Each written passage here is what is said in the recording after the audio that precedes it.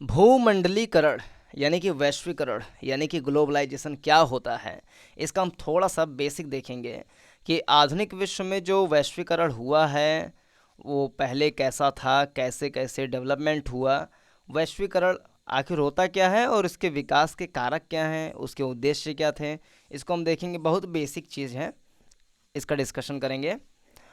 सबसे पहले जाने भूमंडलीकरण क्या होता है। जब भी किसी शब्द के अंत में अड़ा लग जाता है, ऐसा शब्द लग जाता है, तो इसका मतलब होता है प्रक्रिया। तो भूमंडलीकरण यानी भूमंडल जो है उसमें एक देश का दूसरे देश से जोड़ने की जो प्रक्रिया होती है शाब्दिक रूप में, वही है भूमंडलीकरण। यानी कि दूसरे शब्दों में पूरे विश्व के अलग अलग देश जब आपस में जुड़ते हैं तो उस जोड़ने की प्रक्रिया को ही बोलते हैं वैश्वीकरण, ग्लोबलाइजेशन। आधुनिक युग में जो है ग्लोबलाइजेशन का दौर है। लोग जुड़ते क्यों हैं, उसके कारक क्या होते हैं। जुड़ने का एक बहुत बड़ा कारण होता है इकोनॉमी। अगर आज से हजारों साल पहले भी देखें, जैसे 5000 साल पहले देखें, तो सिंधु घाटी सभ्यता, इंडस वैली सिविलाइजेशन भारत में विकसित हुआ और इसका समुद्र के साथ, समुद्र के माध्यम से व्यापार जो है सेंट्रल एशिया में होता था मेसोपोटामिया सभ्यता के साथ। इसका मतलब यहाँ वाली सभ्यता सेंट्रल एशिया की सभ्यता से जुड़ गई, तो क्या है, वैश्वीकरण है। इसी प्रकार से बहुत सारे अरब व्यापारी भारत में आए केरल के क्षेत्र में, तो अरब और भारत आपस में जुड़ गया।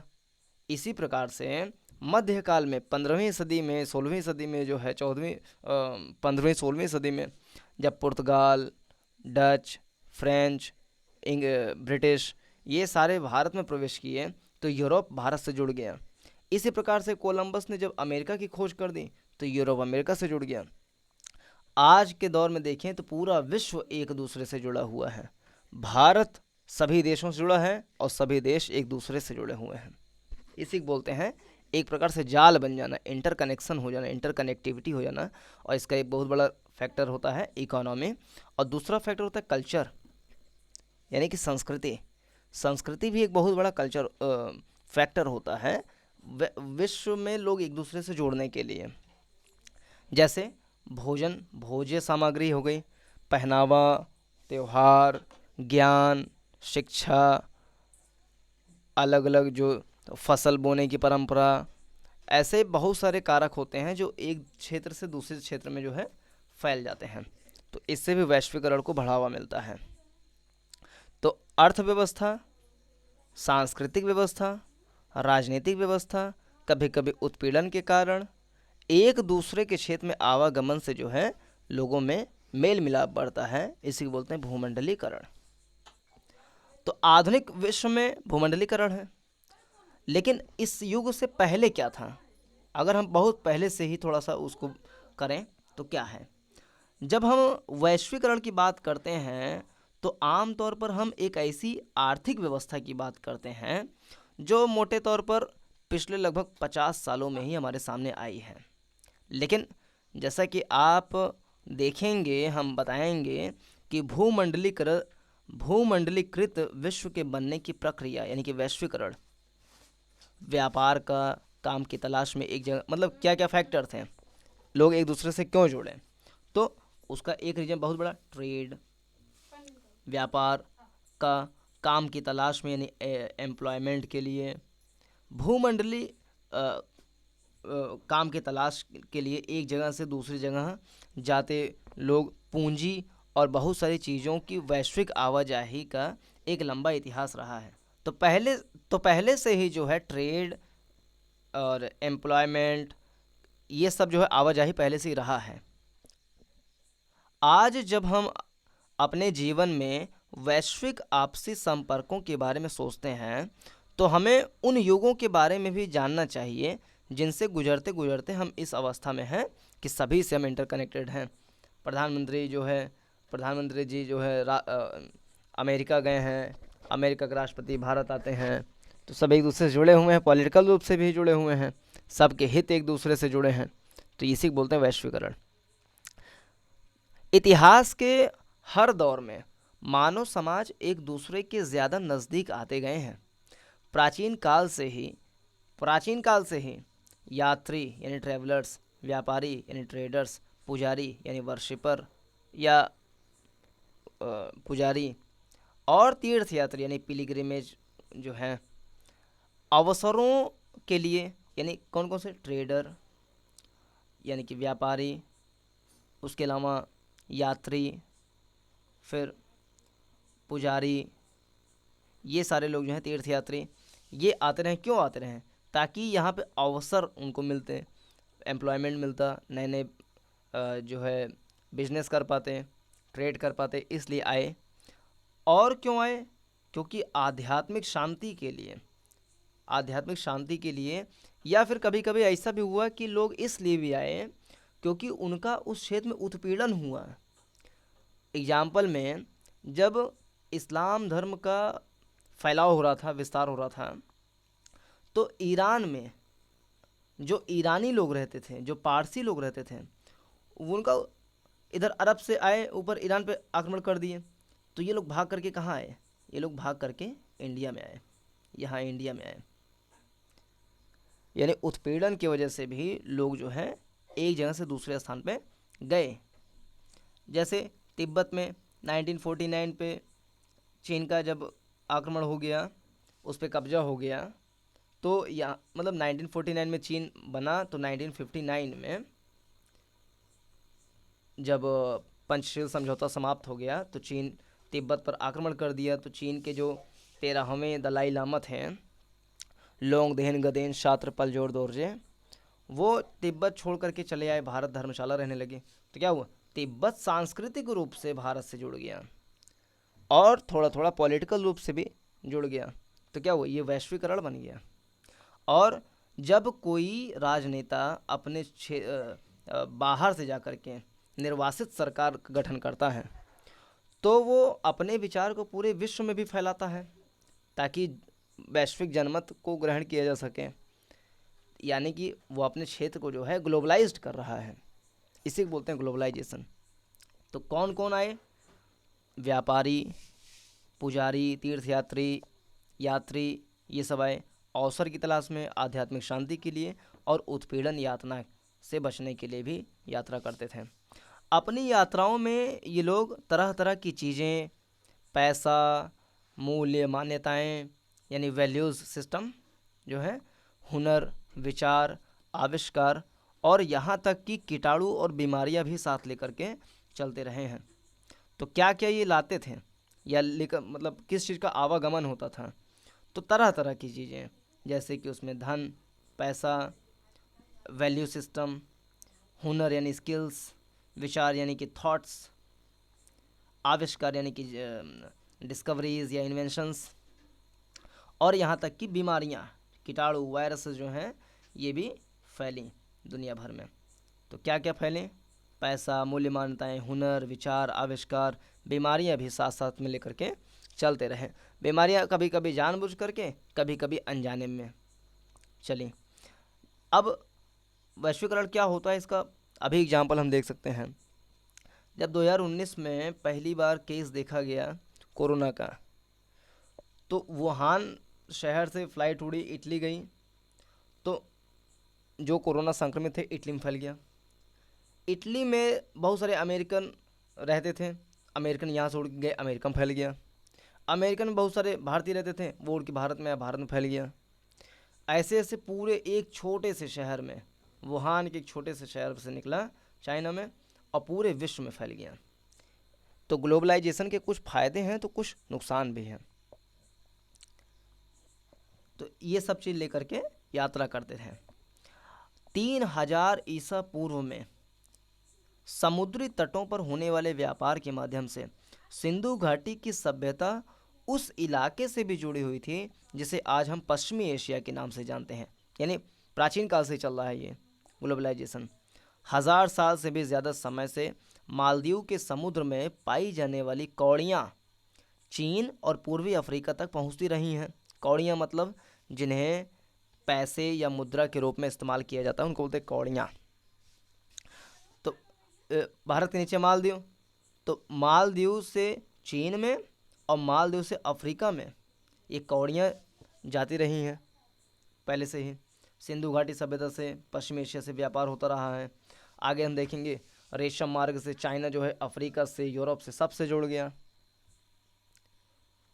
बीमारी फैलाने वाले कीटाणुओं का दूर दूर तक पहुंचने का इतिहास भी 7वीं सदी तक ढूंढा जा सकता है। 7वीं सदी यानी कि सन 600 तक जो है हम ढूंढ सकते हैं कि बीमारियां कैसे फैली। 13वीं सदी के बाद तो इनके प्रसार को निश्चय ही साफ साफ देखा जा सकता है। अब देखें किस तरीके से जो है ग्लोबलाइजेशन बढ़ा। थोड़ा सा ये भूमिका बन गया। एक बहुत बड़ा फैक्टर था रेशम मार्ग। रेशम मार्ग इसको इसलिए बोलते हैं क्योंकि चीन में होता था रेशम का उत्पादन भारी मात्रा में, आज भी होता है। और रेशम से बने हुए कपड़ों को एक्सपोर्ट करने के लिए जिस मार्ग का प्रयोग किया गया हमारे एंशियंट हिस्ट्री में, उसी को आज हम रेशम मार्ग कहते हैं। चाइना उसी रोड को आज भी डेवलप कर रहा है जिसको बेल्ट एंड रोड इनिशिएटिव कहते हैं। उसी बेल्ट एंड रोड इनिशिएटिव का एक part China Pakistan economic corridor के माध्यम से चाइना जो है पाकिस्तान के ग्वादर पोर्ट तक अपने आप की कनेक्टिविटी बढ़ाता है, ताकि पश्चिम एशिया से आने वाले पेट्रोलियम पदार्थों को ग्वादर से उतार करके सीधा शिनजियांग प्रांत होते हुए यहाँ चाइना में पहुँचाया जा सके। वही रेशम मार्ग है जो कि एंशिएंट हिस्ट्री में भी ग्लोबलाइज्ड था। आधुनिक काल से पहले के युग में दुनिया के दूर दूर स्थित भागों के बीच व्यापारिक और सांस्कृतिक संपर्कों का सबसे जीवंत उदाहरण सिल्क मार्गों के रूप में दिखाई देता है। व्यापारिक यानी ट्रेड रूट था और कल्चरल रूट था। कल्चरल रूट इसलिए क्योंकि बहुत सारे विभिन्न धर्म और विभिन्न उसके जो विचार क्या बोलते हैं संस्कृति को मानने वाले जो हैं इस रेशम मार्ग के द्वारा भारत में भी आए। यानी जब मौर्य का समापन हुआ, मौर्य युग, फिर मौर्योत्तर युग, तो मौर्योत्तर के समय में ही उत्तर पश्चिम के क्षेत्र में हूण, शक, हिंद, यूनान, कुषाण, ये सारे लोग जो पनपे वो कहाँ पनपे, इसी सिल्क रूट वाले क्षेत्र में इनका कब्जा होता था। जो आज जो ताजिकिस्तान वाला क्षेत्र है वहाँ पर उधर से होते हुए ये जाता था सिल्क रूट, उस पर कब्जा होता था। तो कल्चरल रूप से भी इसका कह लें सामरिक रूप से भी, स्ट्रेटेजिक रूप से, कल्चरल रूप से और ट्रेड पॉइंट ऑफ व्यू से रेशम मार्ग बहुत महत्वपूर्ण था। सिल्क मार्ग नाम से पता चलता है कि इस मार्ग से पश्चिम को भेजे जाने वाले चीनी रेशम यानी सिल्क का कितना महत्व था। इतिहासकारों ने बहुत सारे सिल्क मार्गों के बारे में बताया है। ज़मीन या समुद्र से होकर गुजरने वाले ये रास्ते न केवल एशिया के विशाल क्षेत्रों को एक दूसरे से जोड़ने का काम करते थे, बल्कि एशिया को यूरोप और उत्तरी अफ्रीका से भी जोड़ते थे। अच्छा, अगर सिल्क रूट पूछे तो सिल्क रूट जो है क्या केवल स्थल पे था, ये लैंड पे भी था और वाटर में भी था। दोनों रूट से व्यापार होता था। आज भी दोनों रूट से व्यापार करता है चाइना, जिसको सिल्क रूट ही बोला जाता है। उसका नाम चेंज करके अब बेल्ट एंड रोड इनिशिएटिव कर दिया गया है, लेकिन वो वही रेशम रूट का ही एक नया उसका विस्तारित रूप है। तो सिल्क रूट के द्वारा एशिया को जो है यूरोप से और अफ्रीका से जोड़ दिया। ऐसे मार्ग ईसा पूर्व के समय से ही सामने आ चुके थे और लगभग 15वीं शताब्दी तक अस्तित्व में थे। ये जो है आज से लगभग 2000 साल पहले से ही शुरू हो गया था और 15वीं सदी तक भी जो है इसको देखा गया। इसी रास्ते से चीनी पॉटरी जाती थी और इसी रास्ते से भारत व दक्षिण पूर्व एशिया के कपड़े व मसाले दुनिया के दूसरे भागों में पहुंचते थे। वापसी में जैसे एशिया से रेशम मार्ग से लेकर चले गए पॉटरी, रेशम के सामान, मसाले वेस्ट साइड में, तो वहाँ से आता क्या था, वहाँ से आता था सोना, चांदी जैसी कीमती धातुएं यूरोप से एशिया पहुँचती थीं। व्यापार और सांस्कृतिक आदान प्रदान दोनों प्रक्रियाएं साथ साथ चलती थीं। शुरुआती काल के ईसाई मिशनरी निश्चय ही इसी मार्ग से एशिया में आते होंगे। कुछ सदी बाद मुस्लिम धर्मोपदेशक भी इसी रास्ते से दुनिया में फैले। इससे भी बहुत पहले पूर्वी भारत में उपजा बौद्ध धर्म सिल्क मार्ग की विविध शाखाओं से ही कई दिशाओं में फैल चुका था। तो इस तरीके से हमने देखा कि कैसे धर्म, संस्कृति, ये सब फैले रेशम मार्ग के थ्रू। ऐसे ही जो कल्चर है, कल्चर का एक बहुत बड़ा पार्ट होता है भोजन। कल्चर का एक बहुत बड़ा पार्ट होता है भोजन। आज हमारे भोजन में जो चीज़ें हैं, दरअसल वो पहले ऐसे नहीं थी। बहुत सारी ऐसी चीज़ें हैं जो ग्लोबलाइजेशन के कारण हमको मिल गई, जैसे चाउमीन, नूडल्स, चिल्ली पोटैटो, पपीता, विभिन्न प्रकार की फसलें, आलू, टमाटर, अ, मटर, ये सारी चीज़ें जो हैं हमें वैश्वीकरण के परिणाम स्वरूप मिली।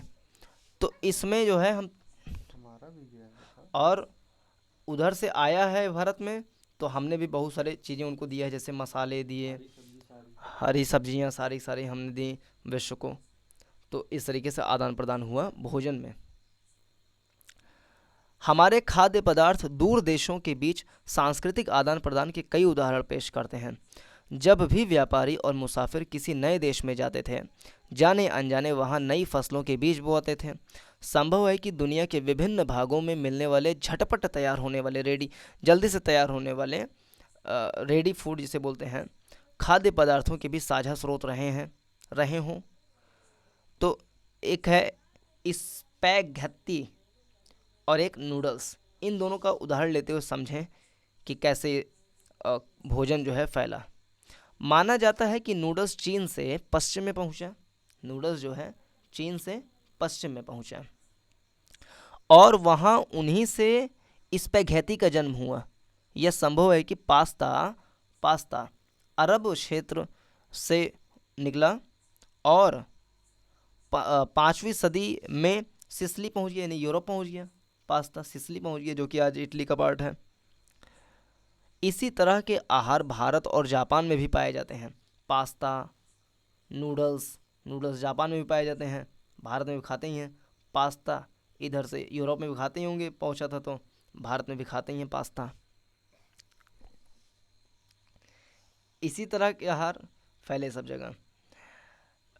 इसलिए हो सकता है कि हम कभी यह ना जान सकें कि उनका जन्म कैसे हुआ होगा, फिर भी इन अनुमानों के आधार पर इतना ज़रूर कहा जा सकता है कि आधुनिक काल से पहले भी दूर देशों के बीच सांस्कृतिक लेन देन चल रहा होगा। कुछ और फसलें: आलू, सोया, मूंगफली, मक्का, टमाटर, मिर्च, शकरकंद। फिर से आलू, सोया, मूंगफली, मक्का, टमाटर, मिर्च, शकरकंद और ऐसे ही बहुत सारे दूसरे खाद्य पदार्थ लगभग 500 साल पहले हमारे पूर्वजों के पास नहीं थे। 500 साल पहले क्यों कह रहा है? क्योंकि 1498 में जब वास्को डी गामा पहली बार भारत में आया तो अपने साथ बहुत सारी चीज़ें लेकर के आया था। पपीता, आलू, केला, ये सारी चीज़ लेकर के आया था। ये वास्को डी गामा भारत को दिया और यहाँ से मसाले लेकर के गया। और जब मसाला लेकर के गया तो इतना लंबा ट्रेड रूट को फॉलो करने के बावजूद भी यूरोप में यहाँ के सामान को जब बेचा यूरोप में, तो उसको 60 गुना ज़्यादा लाभ मिला।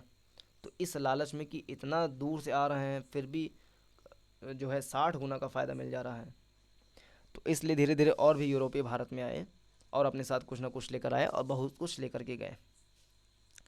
ये खाद्य पदार्थ यूरोप और एशिया में तब पहुँचे जब क्रिस्टोफर कोलंबस गलती से उन अज्ञात महाद्वीपों में पहुँच गया था जिन्हें बाद में अमेरिका के नाम से जाना जाने लगा। तो इस तरीके से अमेरिका में फैल गया। अमेरिका का कहने का मतलब है जिसमें उत्तरी, दक्षिण अमेरिका, कैरिबियन द्वीप समूह सभी आ जाते हैं। दरअसल हमारे बहुत सारे खाद्य पदार्थ अमेरिका के मूल निवासियों यानी अमेरिकन इंडियनों से हमारे पास आए हैं, अमेरिका से आए हैं कई सारे। कई बार नई फसलों के आने से जीवन में ज़मीन आसमान का फ़र्क आ जाता था। जैसे एग्जाम्पल देखिए कैसे कि नई फसलें आ रही तो उससे क्या कितना प्रभाव पड़ सकता है। साधारण से आलू का इस्तेमाल देखें तो यूरोप के गरीबों की ज़िंदगी आमूल रूप से बदल दी थी आलू ने। उनका भोजन बेहतर हो गया था आलू जब उनको मिला तो, और उनकी औसत उम्र जो है बढ़ने लगी। आयरलैंड जिसकी राजधानी डबलिन, वहाँ पे गरीब काश्तकार तो आलू पर इस तरीके से निर्भर हो गए थे कि 1840 के दशक में के मध्य में किसी बीमारी के कारण आलू की फसल जो है नष्ट हो गई। तो उसमें लाखों लोग भूखमरी के कारण जो है काल के गाल में समा गए। जैसे 1849 में अगर देखें तो आयरलैंड में बड़ी दिक्कत चल रही थी। 1845 से लेकर के 49 के बीच में, 45 से 49 के बीच में देखें तो जब वहाँ पर अकाल पड़ा तो करीब करीब 10 लाख लोग जो हैं, 10 लाख लोग भूखमरी के कारण मारे गए थे। तो ये था उसका प्रभाव। और इससे दोगुने लोग काम की तलाश में घर बार छोड़ करके दूसरे इलाकों में चले गए थे। तो कुछ अच्छे प्रभाव तो कुछ नेगेटिव प्रभाव भी पड़ते हैं। वैश्वीकरण किस तरीके से फैला, इसके 3 और कारक हैं। एक कारक है विजय अभियान, एक कारक है बीमारी, मतलब उसके क्या और कॉन्सिक्वेंसेस हैं, तो एक विजय है, एक बीमारी, और तीसरा व्यापार। ये चीज़ फैला भी, व्यापार होने से चीज़ें फ़ायदे में हुई, और विजय अभियान जब चले तो उससे भी कुछ बहुत सारे नुकसान भी हुए। अब इसको देख लें 2-3 मिनट में। 16वीं सदी में जब यूरोपीय जहाज़ियों ने एशिया तक का समुद्री रास्ता ढूंढ लिया और वे पश्चिमी सागर को पार करते हुए अमेरिका तक जहाँ पहुँचे, तो पूर्व आधुनिक युग यानी आधुनिक युग से पूर्व विश्व बहुत छोटा सा दिखाई देने लगा था। इससे पहले कई सदियों से हिंद महासागर के पानी में फलता फूलता व्यापार, तरह तरह के सामान, लोग, ज्ञान और परंपराएं एक जगह से दूसरी जगह आ जा रहे थे। भारतीय उपमहाद्वीप इन प्रवाहों के रास्ते में एक अहम बिंदु था। एकदम बीच में पड़ता है हिंद महासागर, मतलब इंडियन पेनिनसुलर इंडिया। इसके नीचे बहुत दुनिया का तीसरा सबसे बड़ा महासागर पड़ता है। फिर इधर से जो है यूरोप जुड़ जाता है, इधर से अफ्रीका जुड़ जाता है, इधर से ऑस्ट्रेलिया। तो ऑस्ट्रेलिया के उत्तर में हिंद है, अफ्रीका के पूर्व में हिंद है, एशिया के दक्षिण में पूरा हिंद है, इधर प्रशांत पार करते ही हिंद है। तो एकदम सेंटर में पड़ जाता था अपना इंडिया, इसलिए इसकी महत्ता ज़्यादा थी। भारतीय उपमहाद्वीप इन प्रवाहों के रास्ते में एक अहम बिंदु था। पूरे नेटवर्क में, पूरा जितना नेटवर्क था में इस इलाके का भारी महत्व था, इस इलाके का। और किसी ने कहा भी था कि यदि भारत पर जिसका कब्जा हो जाता है तो समझ लो कि उसका पूरे विश्व पर कब्जा हो गया, इतना महत्व था। यूरोपियों के दाखिले से यह आवाजाही और बढ़ने लगी और इन प्रवाहों की दिशा यूरोप की तरफ भी मुड़ने लगे। अपनी खोज से पहले लाखों साल से अमेरिका का दुनिया से कोई संपर्क नहीं था, लेकिन 16वीं सदी से उसकी विशाल भूमि और बेहिसाब फसलें व खनिज पदार्थ हर दिशा में जीवन का रूप रंग बदलने लगी थी। आज के पेरू और मैक्सिको में देखें, पेरू जिसकी राजधानी लीमा, मैक्सिको की राजधानी मैक्सिकन सिटी। तो पेरू और मैक्सिको में मौजूद खानों से जो मैक्सिको से चांदी खूब निकला जाता है, चांदी। और जो पेरू है वहाँ से तांबा निकाला जाता है खूब। तो ये सब फैले। आज के पेरू और मैक्सिको में मौजूद खानों से निकलने वाली कीमती धातुएं, खासतौर से चांदी ने भी यूरोप की संपदा को बढ़ाया। यूरोप वाले इधर को मतलब खोज लिए थे, तो यहाँ पे बहुत सारी चीज़ें, चांदी, तांबा, खनिज पदार्थ यूरोप में गए। 17वीं सदी के आते आते पूरे यूरोप में दक्षिणी अमेरिका की धन संपदा के बारे में तरह तरह के किस्से बनने लगे थे। इन्हीं की वदंतियों की बदौलत वहाँ के लोग एल डोरांटो को सोने का शहर मानने लगे। एल डोरांडो को सोने का शहर मानने लगे और उसकी खोज में बहुत सारे खोजी अभियान शुरू किए गए। 16वीं सदी के मध्य तक आते आते, नहीं कि 1550, 16वीं सदी के मध्य मतलब 1550 आते आते पुर्तगाली और स्पेनिश सेनाओं की विजय का सिलसिला शुरू हो चुका था। उन्होंने अमेरिका को उपनिवेश बनाना शुरू कर दिया था। यूरोपीय सेनाएं केवल अपनी सैनिक ताकत के दम पर नहीं जीतती थीं। स्पेनिश विजेताओं के सबसे शक्तिशाली हथियारों में परंपरागत किस्म का सैनिक हथियार तो कोई था ही नहीं। यह हथियार तो चेचक जैसे कीटाणु से, जिसको जैविक युद्ध बोला जाता है, जैविक हथियार बोलते हैं। तो स्पेन के पास कुछ नहीं था, लेकिन उसके पास चेचक था, और चेचक के माध्यम से जो है वो जैविक हथियार की तरीके से उसको यूज़ किया था और जीता। तो यह हथियार तो चेचक जैसे कीटाणु थे जो स्पेनिश सैनिकों और अफसरों के साथ वहां जा पहुंचे थे। लाखों साल से दुनिया से अलग थलग पड़े अमेरिका के लोगों के शरीर में यूरोप का ये वाला जो कीटाणु गया, तो बीमारियां तेजी से फैलने लगीं और चूँकि रोग प्रतिरोधक क्षमता उनमें विकसित नहीं थी, चूँकि इसमें पहले से होता था, रोग प्रतिरोधक क्षमता विकसित थी तो उनको कोई असर नहीं पड़ना था, और अमेरिका को धीरे धीरे वो बर्बाद करते चले गए। फलस्वरूप इस नए स्थान पर चेचक बहुत मारक साबित हुआ।